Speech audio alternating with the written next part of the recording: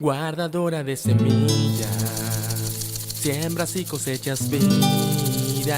En tu vientre el arado ha marcado el fruto que germina.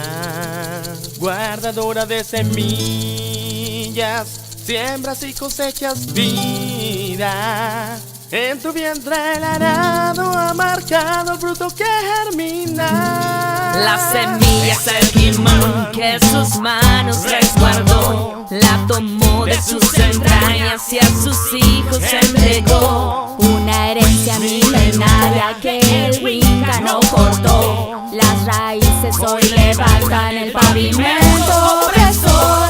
El lenguaje ancestral, el cultura y el telar, lo profundo de la Mapu que permite proyectar la cultura y resistencia que debemos mantener. Lo que portas en tu vientre, el Winca de temer. Guardadora de semillas, siembras y cosechas vida. En tu vientre el arado ha marcado el fruto que germina. Guardadora de semillas, siembras y cosechas vida. En tu vientre el arado ha marcado el fruto que germina.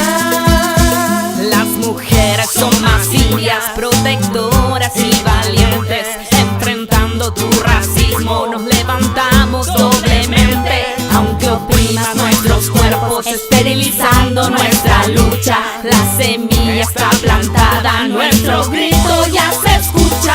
Mujer nativa, combativa con tu mirada altiva, enfrentando al enemigo de manera creativa. Dualidad que ha resistido el patriarcado difundido. Escucha buen tu complemento con la historia. Yo me encuentro caminando contra el viento. Me habla los ancestros de tu huella. Mi paso, mi pisada va creando. Soy estrella que da vida a este pueblo milenario. Soy estrella que da vida a este pueblo milenario. Semillas, siembras y cosechas vida.